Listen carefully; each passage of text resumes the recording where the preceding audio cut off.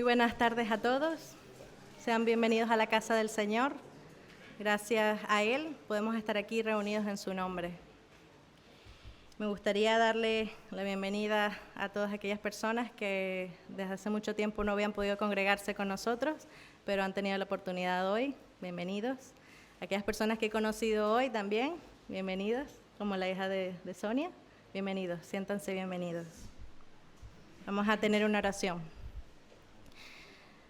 Padre eterno, te doy gracias, Señor, por tu amor, por tu fidelidad, porque cumples tu palabra, Señor. Has enviado a tu Espíritu Santo y desde ese momento tu Espíritu está entre nosotros, con nosotros y en nosotros, Señor.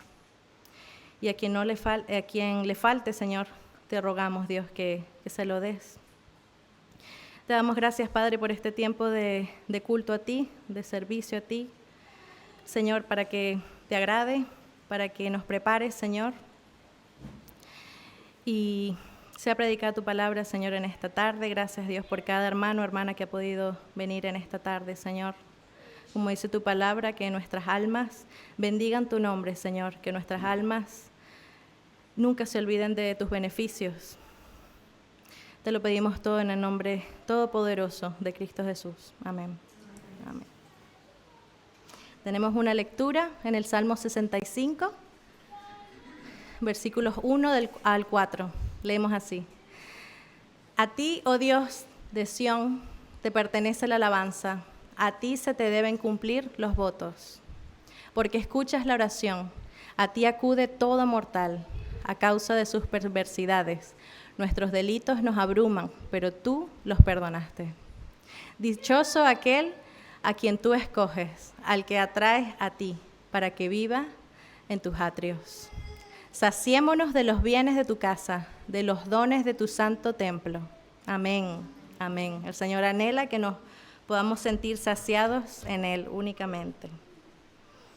Me gustaría pedirles que nos pongamos en pie para tener el tiempo de alabanza y nos va a guiar nuestra hermana Alicia. Bien, quisiera leer una parte de un salmo que dice así. Firme está, oh Dios, mi corazón. Voy a cantarte salmos, gloria mía. Despertad, arpa y lira. Haré despertar al nuevo día. Te alabaré, Señor, entre los pueblos. Te cantaré salmos entre las naciones. Pues tu amor es tan grande que rebasa los cielos. Tu verdad llega hasta el firmamento. Tú, oh Dios, estás sobre los cielos y tu gloria cubre toda la tierra.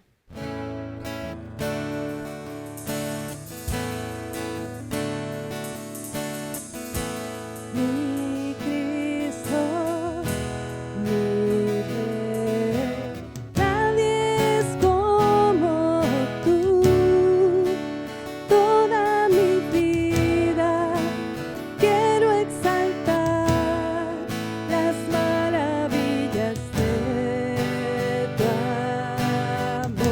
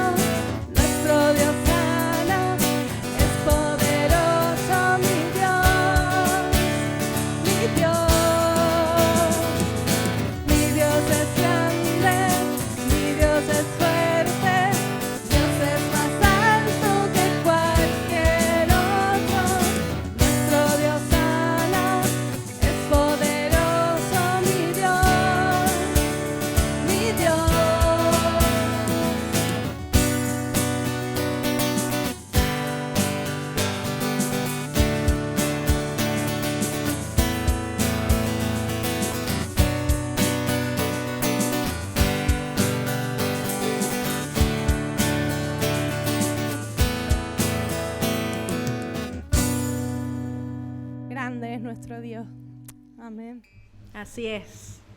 Que nuestra alabanza, la alabanza al Señor esté de continuo en nuestra boca.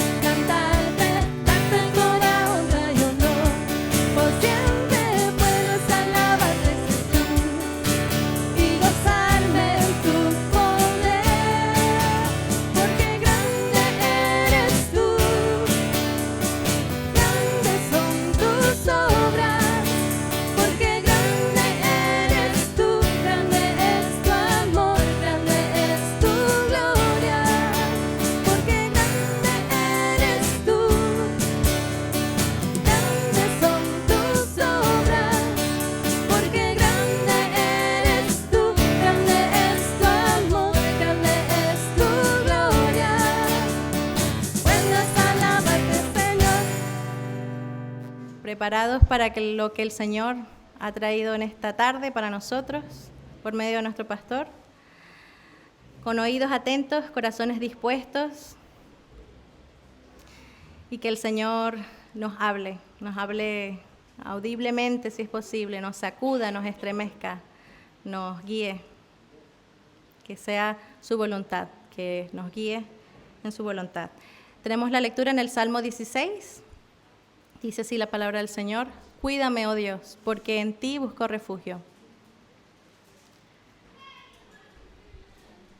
Yo le he dicho al Señor, mi Señor eres tú, fuera de ti no poseo bien alguno. Poderosos son los sacerdotes paganos del país, según todos sus seguidores, pero aumentarán los dolores de los que corren tras ellos. Jamás derramaré sus sangrientas libaciones, ni con mis labios pronunciaré sus nombres. Tú, Señor, eres mi porción y mi copa. Eres tú quien ha afirmado mi suerte. Bellos lugares me han tocado en suerte, preciosa herencia me ha correspondido. Bendeciré al Señor que me aconseja, aún de noche me reprende mi conciencia. Siempre tengo presente al Señor. Con Él, a mi derecha, nada me hará caer. Por eso mi corazón se alegra y se regocijan mis entrañas. Todo mi ser, todo mi ser se llena de confianza. No dejarás que mi vida termine en el sepulcro. No permitirás que sufra corrupción tu siervo fiel. Me has dado a conocer la senda de la vida. Me llenarás de alegría en tu presencia y de dicha eterna a tu derecha. Amén. Como es de costumbre, mi marido le gusta que oremos por él siempre para tener el mensaje, así que voy a tener una oración. Señor, te pido por nuestro pastor, Señor Josué, porque ahora nos va a compartir de tu palabra, Señor, para que guíes cada una de las palabras que nos dirás, Señor, que sea conforme a tu voluntad y según lo que tú has dispuesto por medio de tu Espíritu Santo, por medio de esta lectura de tu palabra, Señor. Habla a nuestros corazones, a nuestras vidas, Señor. Llénanos de ti. Renueva nuestro entendimiento, Señor. Te necesitamos, te necesitamos. Te pedimos, Dios, por este tiempo de mensaje para que nada nos distraiga, Señor, sino nuestros corazones estén atentos, concentrados, que no miremos ni a izquierda ni derecha. Te lo pedimos en el nombre todopoderoso, el único nombre bajo quien podemos ser salvos, Señor, en tu nombre. Amén. Gracias por la oración. Me gusta que oren por mí, me gusta que oren por todos los predicadores que se suben aquí, porque es importante poner este tiempo siempre en las manos del Señor y gracias por hacerlo. En este día estudiamos el Salmo 16. Los Salmos 16 a 24 forman un grupo de salmos afines que hablan más o menos de lo mismo. Pueden ser agrupados en una misma sección, que es hablar de nuestro Señor Jesús. Son salmos mesiánicos, salmos que hablan, que profetizan, que anticipan la persona de nuestro Señor Jesús. Y esta concretamente habla de la profecía sobre Cristo unida a la profecía del remanente fiel de Dios. Este gran Salmo 16 que tenemos ante nosotros delante esta tarde nos presenta sobre todo un canto de resurrección. Habla sobre todo sobre la resurrección. Es un salmo, como digo, mesiánico. En él podemos ver la vida de Cristo en el versículo 8, la muerte de Cristo en el 9, la resurrección de Cristo en el 10 y la ascensión de Cristo en el 11. En el Nuevo Testamento se cita este salmo en 3 lugares diferentes al hablar de la resurrección del Mesías. Y lo he elegido porque uno de esos sitios del Nuevo Testamento en los que se nombra este Salmo 16 es el capítulo 2 del libro de Hechos.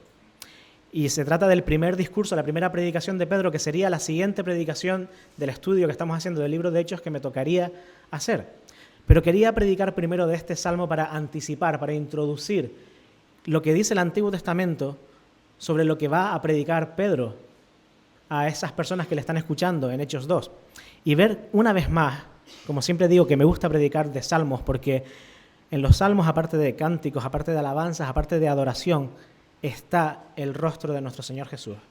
Vemos el rostro de nuestro Señor Jesús y su obra en la cruz anticipada miles de años antes de que pasase, lo cual hace que demuestre con creces que no es un invento, que no es un cuento, que es algo real. Es algo real y es algo real que vive de forma real en nosotros. Para los que están habituados a leer salmos en sus Biblias, pueden notar que en algunas versiones pone Mictam de David. Este es el primer salmo Mictam. La palabra Mictam en hebreo tiene un origen incierto y hay otros salmos que también se llaman Mictam, por ejemplo, los que van del 56 al 60. Martín Lutero tradujo la palabra Mictam como joya dorada o de oro. Y creo que es una traducción muy cercana a su significado real. Por lo tanto, lo que vamos a leer esta tarde, lo que vamos a estudiar esta tarde juntos, es auténtico oro. Es auténtico oro refinado de nuestro Señor Jesús para nosotros en esta tarde. El significado mesiánico está establecido plenamente por el testimonio del Espíritu Santo en el Nuevo Testamento, como veremos oportunamente en el libro de los Hechos y como veremos dentro de 15 días cuando me vuelva a tocar predicar, que volveré a hablar de este salmo cuando lo cite Pedro en su predicación. Este es el tercer salmo mesiánico que aparece en el libro de los Salmos. Primero vemos en el Salmo 2, donde observamos el rechazo del pueblo del rey y el propósito final de Dios al ponerlo en el trono, lo cual mira anticipadamente hacia la segunda venida. Luego tenemos el Salmo 8, donde vemos su humanidad, la humanidad de nuestro Señor Jesús en ese salmo, es decir, la encarnación, y que también se cita también en la epístola de Hebreos, capítulo 2. Y este es el tercer salmo mesiánico en el orden cronológico, de como encontramos en el libro de los Salmos. Podríamos llamar a este salmo, por ejemplo, la joya de oro de David. Es realmente la joya de oro de David porque él estaba mirando hacia aquel que vendría de su linaje, aquel en quien podría decir, esta es toda mi salvación, nuestro Señor Jesús. Comencemos entonces, después de esta pequeña introducción, a leer el primer versículo de este Salmo 16, que dice así: Guárdame, Dios, porque en ti he confiado. Dice esa versión: cuídame, oh Dios, porque en ti busco refugio. Parece que David escribe este salmo dentro de un tiempo de angustia, como casi todos los salmos de David, o muchos de los salmos de David que hemos estudiado aquí en las predicaciones, porque pide preservación. Sabía que no sería conmovido, lo dice en el versículo 8 de este salmo, y tenía confianza en algún tipo de resurrección, como vamos a ver en el versículo 10. Sin embargo, el tono de este salmo no es, fíjate, no es de desesperación, ni tampoco de queja. Está siendo atribulado, está pasando por un periodo de tribulación, de penuria, de problemas. Y a pesar de sus problemas, David muestra en este salmo siempre que tiene una increíble confianza en Dios. Y esto revela la voz maravillosa del Señor Jesucristo cuando Él dijo que había venido a hacer la voluntad del Padre. Él se había puesto totalmente en manos del Padre. Lo vemos en Juan 5:30, por ejemplo. Él ocupó deliberadamente un lugar de sujeción aquí en la tierra cuando asumió nuestra humanidad, cuando asumió nuestra realidad humana. Este hombre humilde y entregado se enorgullece y trata de elevarse cada vez más desde la humanidad y la entrega a su Padre Celestial, como deberíamos hacer todos y cada uno de nosotros con nuestra vida. Deberíamos ser humildes y entregarle nuestra vida a Jesús y ponerle en el centro de nuestra vida y no a nosotros mismos. Siempre habrá algunos que, ocupando altas posiciones, como por ejemplo políticos, estadistas, científicos, educadores, pastores, líderes de iglesia, casi parece que quisieran ocupar el lugar de Dios, ¿verdad? Casi que se quisieran creer dioses en la tierra. Permítanme decirles que en el contexto del universo el ser humano es insignificante. Tú en el contexto del universo eres insignificante. Eres un grano de arena en medio de un desierto.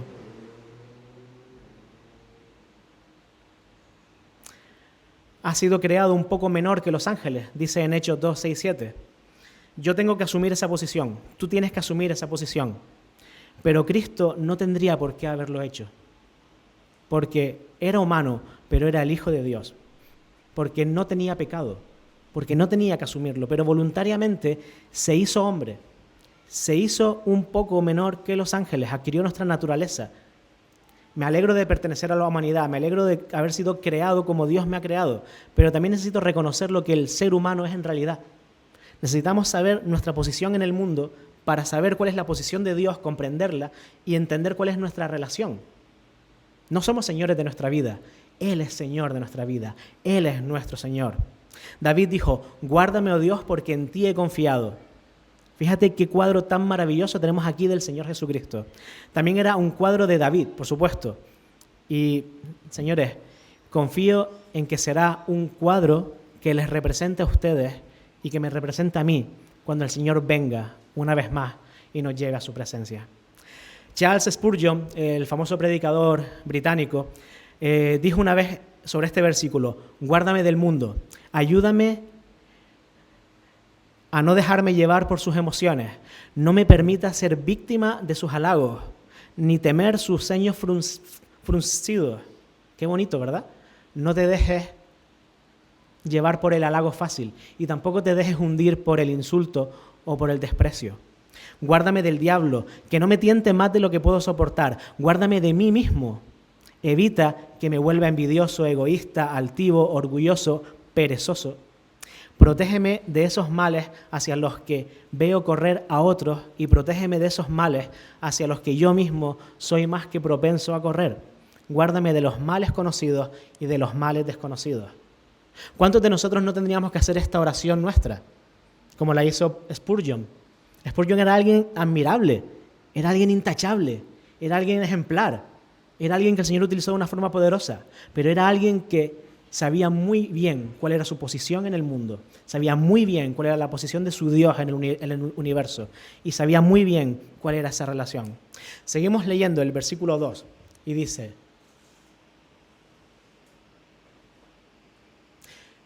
yo le he dicho al Señor, mi Señor eres tú. Así se titula la predicación de hoy. Mi Señor eres tú. Fuera de ti no poseo bien alguno. David sabía que lo mejor de él, y David era otra persona espléndida, extraordinaria, ejemplar, única, sabía que lo mejor de él, toda su bondad, todo lo bueno que había él, no era nada sin Dios. Si Dios no estaba en su vida, nada de lo que podía hacer valía nada. No era nada cuando se trataba de hacerse a sí mismo justo ante Dios. Necesitaba que Dios le llevara a su justicia. No era nada porque la bondad de David era en sí un mero regalo de Dios. Por tanto, sin él no era nada.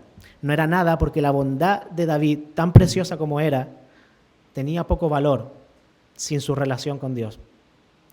Plantéate si tú hoy tienes una relación con Dios real. Me da igual que lleves muchísimos años en la iglesia. Me da igual que te creas la mejor persona de esta sala. Me da igual que te creas la mejor persona de esta isla. Me da igual que hayas demostrado muchísimas veces tu honra, tu valía y tu bondad. ¿Tienes una relación con Dios? Si es así, todo eso tiene mucho más valor. Si no es así, todo eso no vale nada. Nada. Si David, que era alguien con un corazón acorde al corazón de Dios, decía esto, ¿qué otra cosa podremos decir tú y yo? ¿Qué otra cosa podemos decir tú y yo? Quizá ustedes cuando tienen la oportunidad, y vuelvo al versículo 2, de viajar por carretera, de caminar por la montaña, que hay gente que le gusta mucho caminar, quizás cuando vas caminando, cuando vas paseando y ves la maravilla de la creación del Señor, ves el cielo, alzas el rostro al cielo y dices, tú eres mi Señor, el creador y el redentor de todo esto. ¿Le has dicho esto alguna vez? ¿Le has dicho esto a Dios esta semana? ¿Has estado demasiado ocupado en tus ajetreos diarios? ¿Has estado demasiado ocupado en tus problemas? ¿Has estado demasiado centrado en las cosas negativas que abordan tu vida? ¿Que te has olvidado de la creación maravillosa que eres y la creación maravillosa que te rodea? ¿Le has dado las gracias a Dios? ¿Le has dicho esto alguna vez esta semana? Yo tengo un Padre Celestial que nos hizo a su imagen y quiere que nos acerquemos a Él y que le digamos, tú eres mi Señor. ¿Se lo han dicho últimamente? Díganselo hoy una vez más. No sean ustedes tan orgullosos como de los quienes habló Jesús en Mateo 7, 22, 23, cuando dijo, muchos me dirán en aquel día, cuando el Señor vuelva, Señor, Señor, ¿no profetizamos en tu nombre? ¿No predicamos en tu nombre? ¿Y en tu nombre echamos fuera demonios? ¿Y en tu nombre hicimos muchos milagros? ¿No hicimos muchas cosas en la iglesia? ¿No iba cada domingo a la iglesia de los llanos? ¿No ofrendaba muchísimo? ¿No servía en la obra social cada miércoles con Migdalia? ¿No hacía tantas cosas para ti, Señor? Entonces les declararé, nunca os conocí, apartaos de mí, hacedores de maldad. Qué fuerte sería que el Señor nos dijera eso. Qué duro sería. Aquellas personas le llamaban Señor y ni siquiera le conocían. ¿Conoces tú a tu Señor? ¿Conoces tú al Dios que dices adorar? ¿Al Dios que te hace llamarte cristiano? ¿Lo conoces de verdad? Cuando yo le llame Señor, quiero hacerlo en serio. Es decir, que realmente signifique que Él es mi Señor. Bien, continuamos con el versículo 3. Poderosos son los sacerdotes paganos. Poderosos son los sacerdotes paganos del país según todos sus seguidores. Mi versión es un poco diferente, la voy a leer aquí. Dice, para los santos que están en la tierra y para los íntegros es toda mi complacencia. Para los santos que están en la tierra y para los íntegros es toda mi complacencia. Este es el versículo 3 del Salmo 16. Es para los que le son fieles aquí en la tierra. Él es el Señor. Él es el Señor de los que le son fieles aquí en la tierra. Como el versículo mismo lo indica, este privilegio no pertenece a todas las personas, solo a los que son su pueblo, solo a los que le consideran Señor. David se complacía en el pueblo de Dios, a pesar de todos sus fracasos, escándalos y vergüenzas. Dice, y para los íntegros es toda mi complacencia. Para los íntegros es toda mi complacencia. Y esto es importante, es interesante para nosotros como iglesia, porque es un fallo habitual para muchos seguidores de Jesús en la actualidad. Somos a veces tan negativos con el pueblo de Dios, con la iglesia, con nosotros mismos, que nos encontramos incapaces de ver la excelencia en el pueblo de Dios, incapaces de complacernos en nosotros mismos, en el pueblo de Dios, con las cosas buenas que el Señor hace por medio de nosotros. Este es un asunto práctico, porque es una forma en la que podemos medir nuestra relación con el Señor. Amas a otros cristianos, amas a tu pueblo, amas a tu iglesia, amas a tu congregación. ¿Te parece bueno y gratificante estar con ellos? ¿Te parece bueno y gratificante pasar tiempo con tus hermanos en la fe? ¿Buscas esa compañía? ¿Buscas la comunión? David lo hacía. David se complacía con los íntegros, con los justos, con el pueblo de Dios. Es una prueba simple. Los que aman al Señor amarán estar en compañía de los que también aman al Señor. Pero si de repente en tu vida amas más estar con otra gente, a lo mejor es un síntoma de algo. A lo mejor es un síntoma de que igual tú no estás tan a gusto con los que aman al Señor, porque a lo mejor tú ya te has alejado un poco del Señor. En tu comportamiento, en tu forma de pensar, en tu forma de hablar, en tu forma de hacer las cosas. ¿Te complaces con la gente que ama al Señor? Piénsalo, porque David se complacía. Leemos el versículo 4 del Salmo 16 y dice así: se multiplicarán los dolores de aquellos que sirven diligentes a otro Dios. No ofreceré yo sus libaciones de sangre, ni en mis labios tomaré sus nombres. Este versículo nos dice que hay solamente un Dios. A lo mejor estás pensando, claro, Josué, claro que solo hay un Dios. Todas las grandes religiones de hoy en día son monoteístas, son de un solo Dios. Aquí no hay nadie politeísta, ¿verdad? Pero algunos están siguiendo a otro o a otros a quien ellos erróneamente consideran un Dios.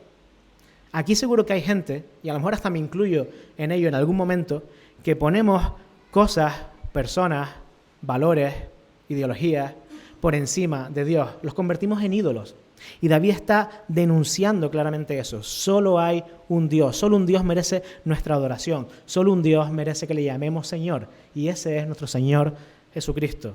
Sin embargo, también sabía David que la vida, él experimentó muchas dificultades porque permaneció fiel a Dios. El ser fiel a un Dios no es fácil. Tampoco lo es hoy en día. Tampoco lo es hoy en día ser fiel a un solo Dios en este mundo que vivimos, ¿verdad? ¿Estoy equivocado? David también lo sabía y pasó muchas penalidades por ser fiel a un Dios.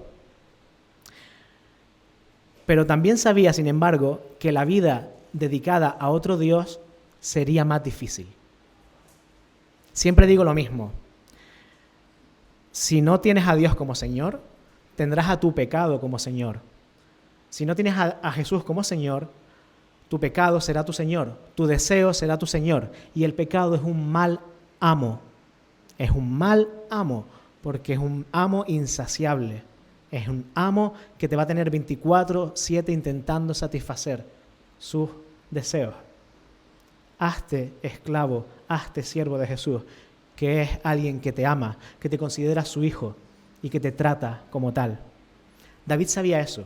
Sabía que su Dios era el Dios verdadero y sabía que con él no tendría penalidades. Y las penalidades que el mundo le iba a traer, él las podía resolver. Es la actitud de Pedro en Juan 6, 66, 69, cuando dijo: Señor, ¿a quién iremos? ¿A quién iremos si no es a Jesús? ¿A quién iremos a buscar paz si no es a Jesús?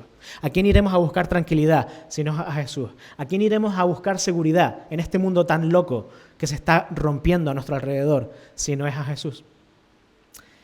¿Qué cuadro el que tenemos aquí ante nosotros? Los no creyentes tenían a aquellos que ellos llamaban dioses.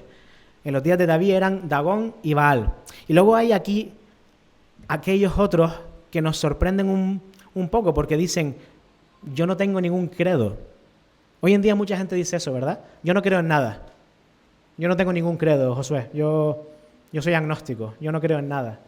El que dice eso está mintiendo. En realidad sí que tiene un credo. Cree en sí mismo. Y su Dios es sí mismo. Y su Dios es el yo mismo. Y también es un Dios y también es un amo avaricioso. Y también es un amo que consume. Nadie puede evitar tener un credo.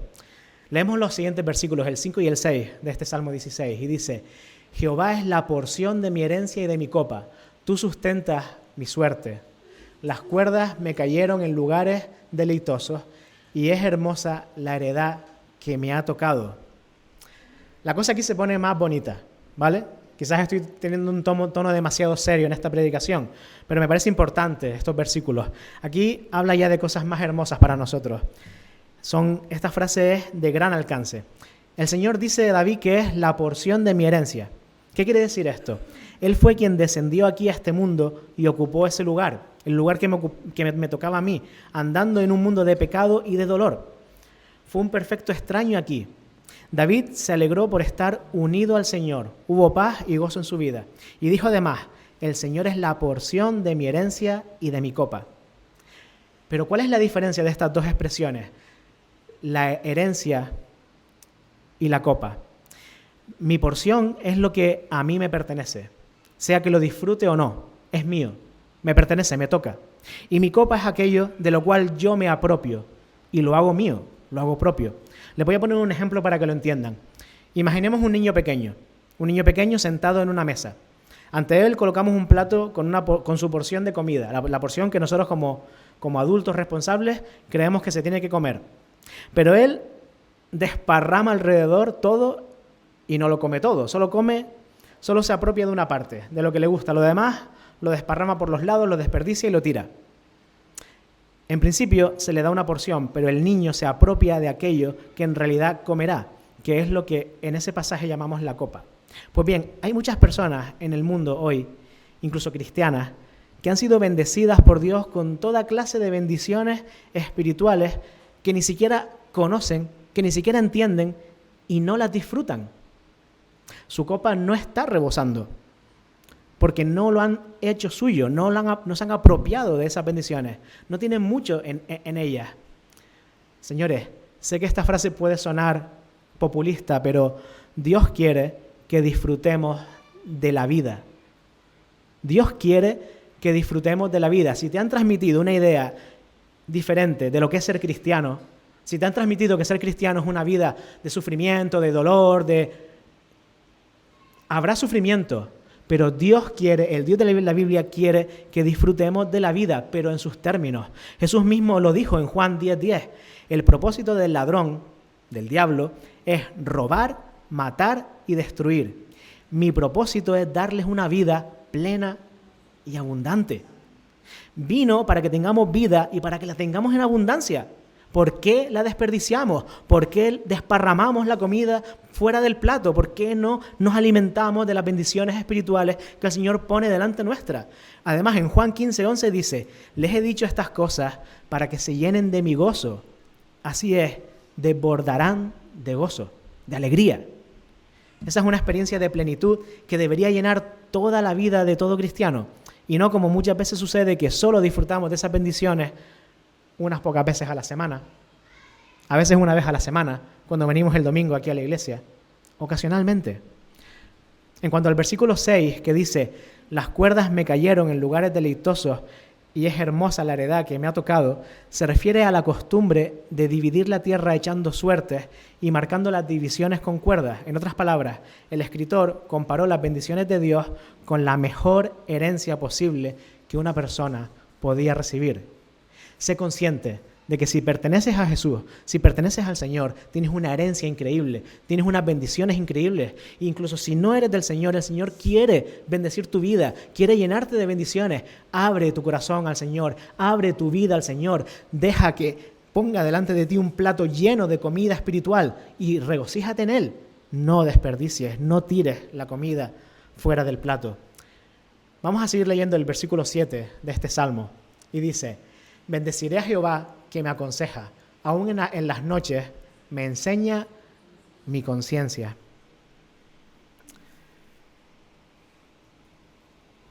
¿Cómo se llaman las noches que hace mucho calor? ¿Cómo es el término que usan? Noches tórridas o noches... Hay un término en meteorología, estoy improvisando, disculpen. Hay un término en meteorología para las noches que hemos estado pasando estos días de tanto calor. Noches tropicales o algo así. Muchos de ustedes seguro que estas noches, alguna noche se habrán quedado en vela por el calor, ¿verdad? O les habrá costado mucho dormir. Si no, tienen un termostato corporal que ya lo quiero yo para mí, porque a mí me ha pasado. ¿En qué piensan ustedes en la noche, más allá del calor, o cuando no hay calor, cuando no pueden dormir? Cuando las preocupaciones del día a día les dejan en vela y no pueden dormir. Bueno, aquí vemos a alguien con el corazón acorde a Dios, el salmista, que dice que pensaba en el Señor. Se ponía a pensar en el Señor. Qué mal nos deja David, ¿verdad? A todos nosotros. ¿Pensamos en el Señor cada vez que nos desvelamos por la noche y no podemos dormir? Me gustaría que todos asintieran con la cabeza, como algunos hacen. Tenemos que pensar en el Señor cuando vengan estas noches tropicales, y estas noches tropicales que no sean por el calor, que sean por las preocupaciones y no nos dejen dormir. Mira, los dioses falsos que muchos se han creado, los dioses falsos de las naciones, los dioses falsos de nuestra era contemporánea, nunca te podrán dar un consejo como el que Dios le daba a David Cuando David necesitaba guía, Dios se la daba y por tanto David alababa a Dios. Dice, aún en las noches me enseña mi conciencia, aún en las noches cuando duermo me enseña mi conciencia. El corazón de David fue instruido primero por Dios y por su palabra y por lo tanto su corazón también pudo instruirlo a él en los caminos de Dios.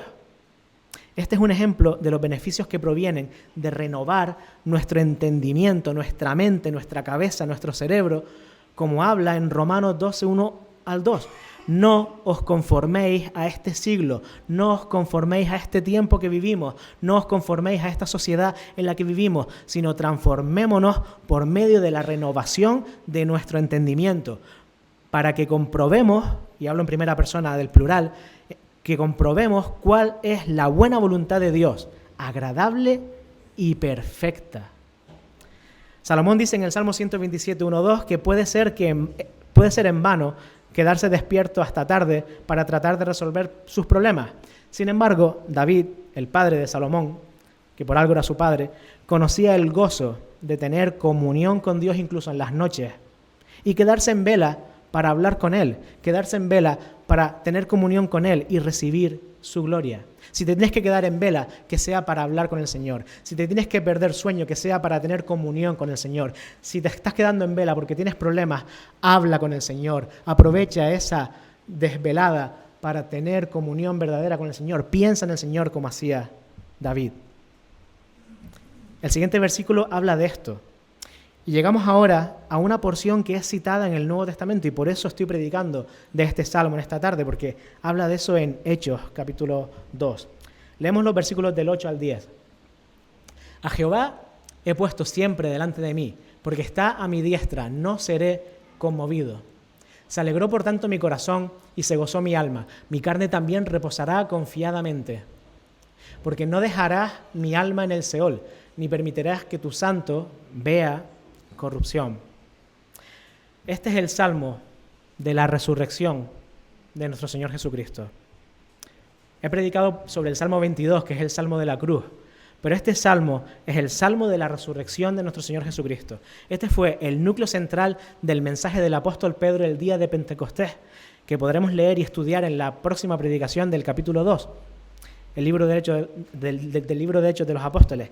Pero voy a leer algunos versículos de ese libro de Hechos de los Apóstoles en el capítulo 2, del 25 al 27, para ponerles en contexto. Dice así, el 25 al 27.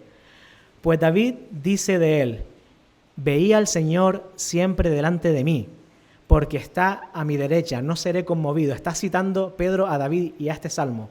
Por lo cual mi corazón se alegró y se gozó mi lengua, y aún mi cuerpo descansará en esperanza, porque no dejarás mi alma, dice Pedro, en el Hades, ni permitirás que tu santo vea corrupción. Si se fijan, David usa la palabra Seol y Pedro usa la palabra Hades. El infierno o Seol era la palabra hebrea para David y su pueblo en el Antiguo Testamento, y aquí en el Nuevo Testamento es el Hades, para referirse al mundo invisible que podía ser la tumba, esa tumba que no pudo retener al Señor Jesús, del cual salió y resucitó. Y continúa Pedro citando en el versículo 28 en adelante. Me hiciste conocer los caminos de la vida. Me hiciste conocer los caminos de la vida. Me llenarás de gozo con tu presencia. Hermanos, se os puede decir libremente del patriarca David que murió y fue sepultado, y su sepultura está con nosotros hasta el día de hoy. Hagan un esfuerzo de imaginación y piensen en el apóstol Pedro predicando en el templo ese día. Quizás, y estoy especulando, desde el lugar de donde hablaba Pedro, en el atrio del templo, él podía señalar el lugar donde se encontraba, donde la tradición rabínica decía que estaba la tumba de David, en algún lugar del monte de Sión, y lo usó como alegoría, lo usó como metáfora. Y él entonces podría decir, David está enterrado ahí, hermanos, David está enterrado allí. Y continuó Pedro diciendo, pero siendo profeta y sabiendo que con juramento Dios le había jurado que de su descendencia levantaría al Cristo para que se sentase en su trono, viéndolo antes, habló de la resurrección de Cristo, que su alma no fue dejada en el Hades, ni su cuerpo vio corrupción. David murió y fue enterrado y está en una tumba, pero nuestro Señor Jesús no está en ninguna tumba.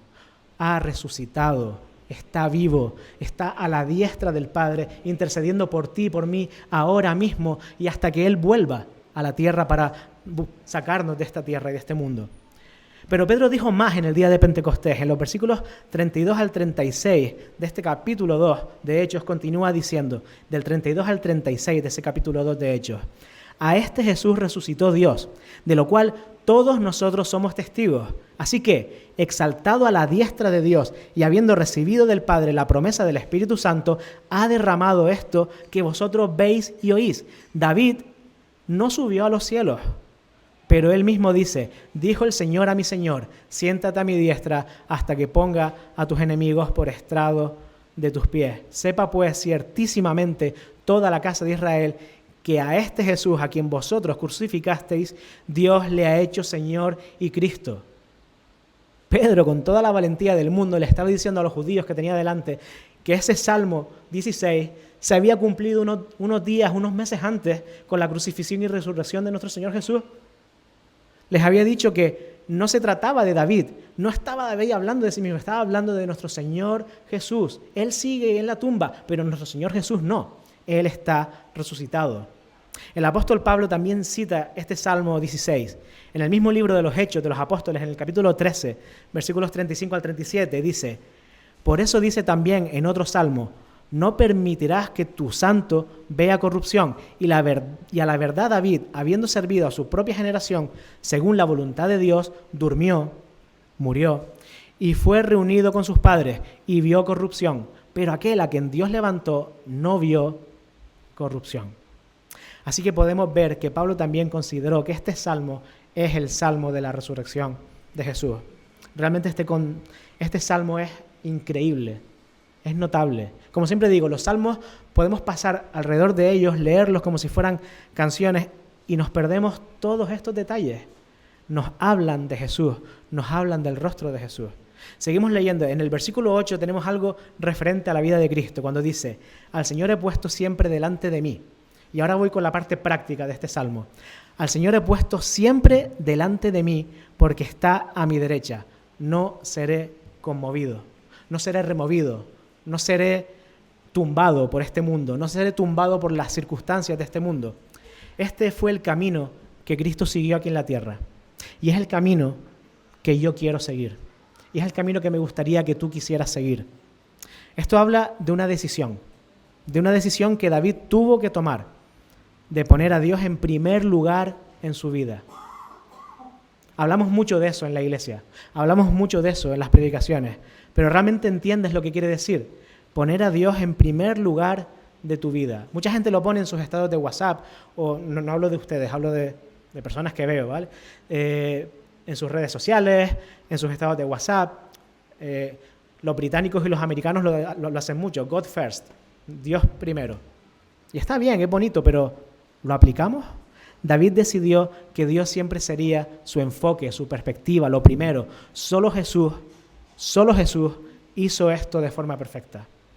Y solo con Jesús podremos intentar aspirar a hacer esto de forma adecuada en esta tierra. Siempre estuvo en la íntima presencia de su Padre. ¿Estamos tú y yo en la íntima presencia de nuestro Padre Celestial siempre? Desgraciadamente tenemos que decir que no. El método que adoptó Cristo como hombre para mantenerse a sí mismo en tiempos de angustia y perseverar hasta el fin fue mantener un sentido constante y real de la presencia de Jehová, de su Padre. ¿Cuántas veces haces eso cuando tienes problemas? ¿Cuántas veces haces eso cuando te ves en angustia? Cuando te ves en ansiedad, cuando te ves en preocupaciones, cuando te ves en peligro. ¿Acudes al Señor o intentas resolverlo por ti mismo? David hizo eso. Acudió al Señor y puso al Señor siempre en primer lugar. Cometió errores y seguramente alguna vez tampoco lo hizo perfecto. Por eso también sufrió, como también sufrimos tú y yo. Pero cuando lo tuvo claro, nunca temió a los poderes de esta tierra ni al infierno, porque no podían hacer nada contra él, porque sabía que Dios le tenía en su mano. El versículo 9, el salmista habla de la muerte de Cristo. Vamos a leerlo otra vez. Se alegró por tanto mi corazón y se gozó mi alma. Mi cuerpo también descansará confiadamente. David continúa describiendo los beneficios de su decisión de colocar al Señor siempre por delante de él. Esta decisión trajo alegría y gloria a la vida de David. Para aquellos que no viven un verdadero compromiso con Dios, es fácil para ellos pensar en lo que les cuesta este compromiso, ¿verdad? Eso no es del todo malo. Demuestra sinceridad, demuestra honestidad, porque este tipo de decisión no es fácil. Este tipo de decisión de poner al Señor siempre delante de uno mismo tiene un costo. Tiene un costo y a veces es un costo muy alto. Y el costo debe ser tenido en cuenta y asumido. Si te predican otro evangelio, te están engañando. Si te predican un evangelio de que lo vas a pasar genial y que nunca vas a sufrir y nunca vas a pasar penalidades, te están engañando. Te están diciendo un evangelio falso. Pero David te dice aquí que a pesar de todo, el costo merece la pena. Puede costar ciertos placeres, puede costar popularidad en tu entorno, puede costar que pasen completamente de ti, que seas anónimo, que seas transparente, que nadie te quiera hablar. Puede costar relaciones familiares, puede costar metas en la vida, metas profesionales, dinero, cosas materiales, elecciones de carrera, etc. Sin embargo, David también nos cuenta algunos de los beneficios de tal decisión en la vida cuando dice: se alegró por tanto mi corazón y se gozó mi alma. Había felicidad y una gloria especial que David conocía por este compromiso de vida y que solo alguien que ha conocido a Jesús, solo alguien que ha comparado su vida antes y después de que Jesús entrara en su vida puede entender plenamente. Te invito a que si no lo has hecho nunca, lo hagas. Dale una oportunidad a Jesús en tu vida, pero hazlo de verdad. Calcula el costo y dile: sí, lo hago. Sí, lo hago por ti, Señor. Te voy a poner en primer lugar. Y no voy a poner en primer lugar ni mis deseos ni mis necesidades, porque tú los vas a suplir. Tú vas a hacer que mis deseos sean cumplidos mejor de lo que yo me imagino y tú vas a cubrir mis necesidades mejor de lo que yo podría haber planificado. Seguimos leyendo el versículo 10 y dice: porque no dejarás mi alma en el Seol, ni permitirás que tu santo vea corrupción. David describió un beneficio adicional a la decisión de su vida de poner al Señor siempre por delante, y era la confianza en el cuidado y en la bendición de Dios en la vida del más allá.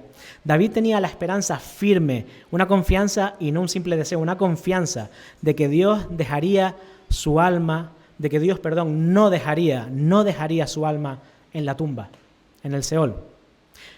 Y es una esperanza que quizás la damos por sentado, pero tenemos que darle su importancia, sobre todo cuando hablamos con personas que no son creyentes. Todo el mundo que no conoce al Señor, aunque no lo reconozca, tiene miedo a la muerte.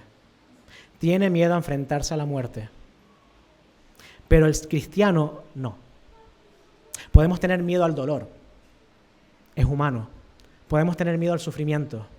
Es humano. Pero no se comprende que un cristiano tenga miedo a la tumba, porque no tiene poder sobre nosotros. Sabemos que vamos a ser resucitados como fue resucitado nuestro Señor, y David lo sabía. Esta declaración es una maravillosa declaración de confianza en esa resurrección, en esa vida después de la muerte. No permitirás que tu santo vea corrupción. Maravillosamente, quizás sin saberlo, David habló más allá de sí mismo. Habló más allá de sí mismo. En cierto sentido, David era ciertamente el santo de Dios, cuya alma no sería dejada en la tumba. Sin embargo, en un sentido más amplio y literal, solo Jesucristo cumple esto en su resurrección. Y esto fue predicado por Pedro el día de Pentecostés, en Hechos 2, 25 al 31, quien dijo que estas palabras iban más allá de David, quien obviamente estaba muerto, enterrado en una tumba.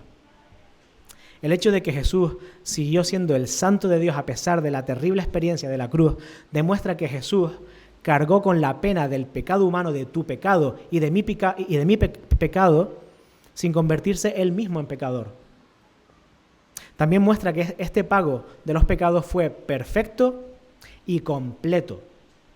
No sigas intentando salvarte, no sigas intentando ganarte la salvación, ya fue pagada de sobra por el Señor Jesús. Cada vez que haces eso, cada vez que intentas salvarte por tus obras, menosprecias, insultas a Jesús, menosprecias el sacrificio que hizo Jesús en la cruz. Y terminamos ya con el versículo 11 y dice: me mostrarás la senda de la vida, en tu presencia hay plenitud de gozo, delicias a tu derecha para siempre. Como podemos ver, este es un salmo hermoso en el que se profetizó la resurrección de nuestro Señor Jesucristo.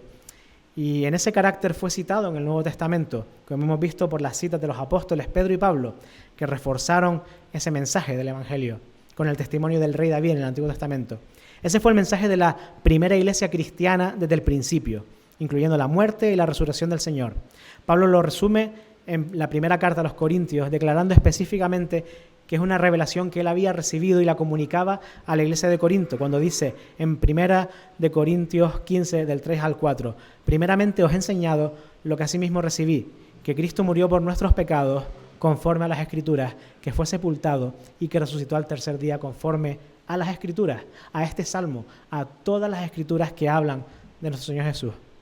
Como ya hemos dicho, este salmo habla primordialmente de eso, pero nos describe también la experiencia de David, y ello nos tiene que ayudar a sentirnos identificados con su experiencia al sentirse acosado y cercado por la muerte, al experimentar el perdón de Dios después de haber pecado y al sufrir graves problemas familiares.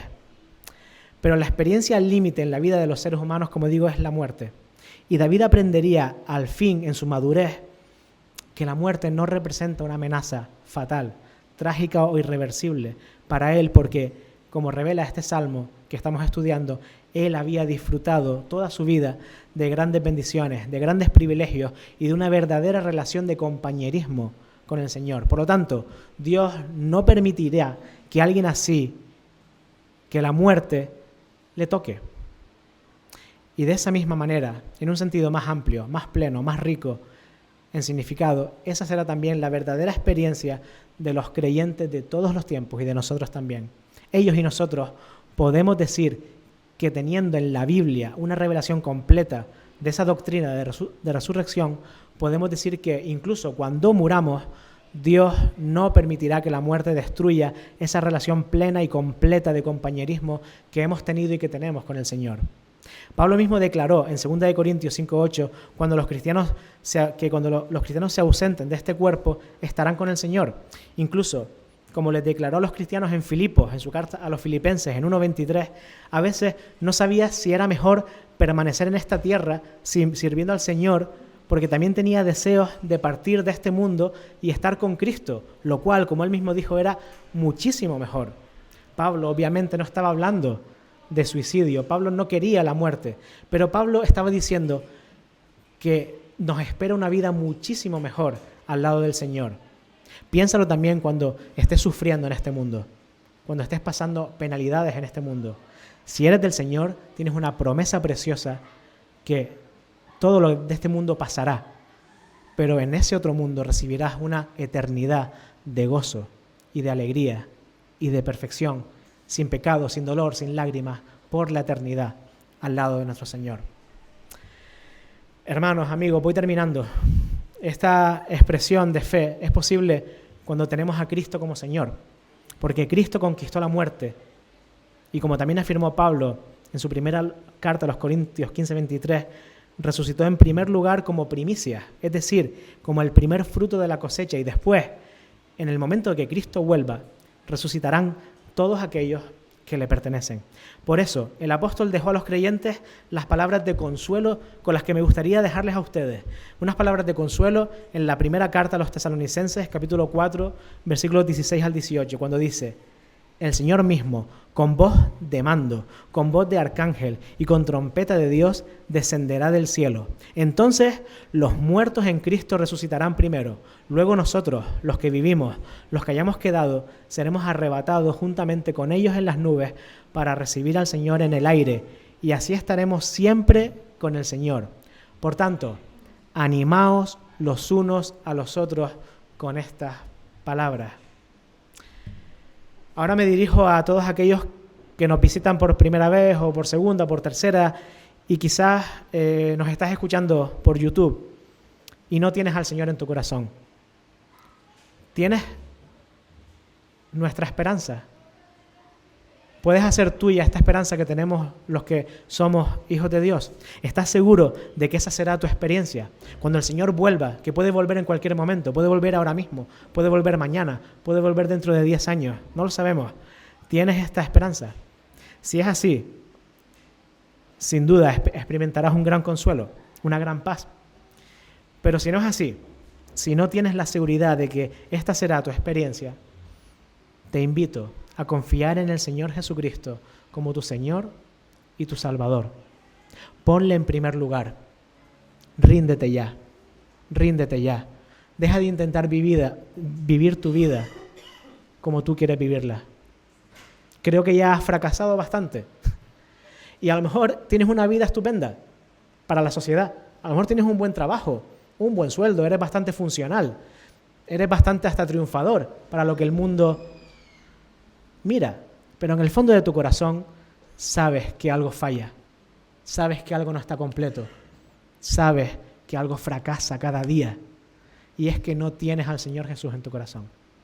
Es que no tienes la esperanza de que algún día, cuando venga el Señor, te llevará a su presencia para la eternidad. Sabes que hay una relación rota con Dios que no has podido solucionar. Te animo a que lo hagas en esta tarde. No esperes más, no esperes más. Hazlo ya, porque mañana puede ser tarde. Que el Señor le bendiga.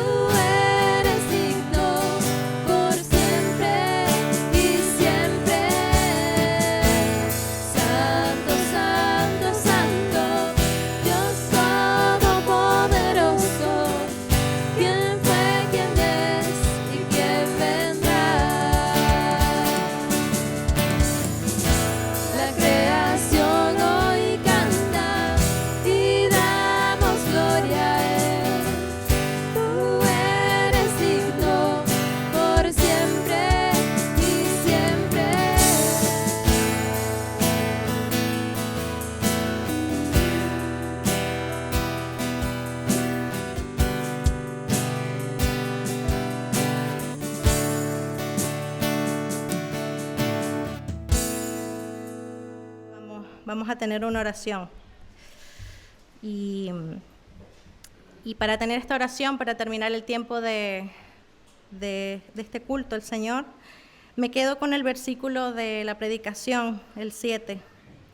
Salmos 16, 7. Bendeciré a Jehová que me aconseja, aún en las noches me enseña mi conciencia.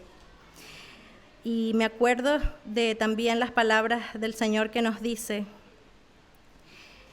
que Dios hará justicia a sus escogidos, que claman a Él de día y de noche. Se tardará en responderles, dice el Señor. Os digo que pronto les hará justicia, pronto les responderán. Amén. Si el Señor te sigue despertando por las noches, si sigue tu conciencia diciéndote hasta cuándo, Dios mío, que tu alma tenga paz y confíe en estas palabras, que pronto Él te dará su respuesta, pronto te enseñará el camino. Amén. Nos ponemos en pie y tenemos una oración. Señor y Padre, gracias Dios por este tiempo de comunión. Gracias por tu palabra, Señor, porque viva y eficaz y nos llega y nos penetra a lo más profundo de nuestro corazón, nuestros huesos, nuestra mente nos renueva, Señor, nos fortalece, nos confronta. Gracias, Padre, porque eres perfecto en todos tus caminos, Señor. Queremos ser fieles, queremos pedirte perdón, Señor, cuando no lo somos. Renuévanos, Padre, renuévanos, Señor. Perdónanos y ayúdanos a perdonar aquello que no hemos perdonado, a quien no hemos perdonado, para ser perfectos delante de ti, Señor. Que nuestras oraciones sean escuchadas, Padre. Poder comprobar tu bondad, Señor. Y si algo no sabemos, no recordamos que hemos hecho que sea pecado para ti, Señor, revélalo, muéstralo y endereza nuestros caminos, Señor. Te necesitamos, Padre, te necesitamos. Señor, te damos gracias y te pedimos que bendigas a cada hermano, hermana, cada visitante, cada amigo, Señor, en esta tarde, los que han podido venir y los que no han podido, Señor, para que se lleven a casa esta palabra, Señor, de vida, Señor, y salte para vida eterna. Te lo pedimos en el nombre todopoderoso de nuestro Señor. Amén. Y leemos la bendición final. En Santiago 4, versículo 6, leemos todos juntos. Pero Él nos da mayor ayuda con su gracia. Por eso dice la Escritura, Dios se opone a los orgullosos, pero da gracia a los humildes. Amén, amén. Que nos humillemos delante de Él. Estamos despedidos en su bendición. Amén.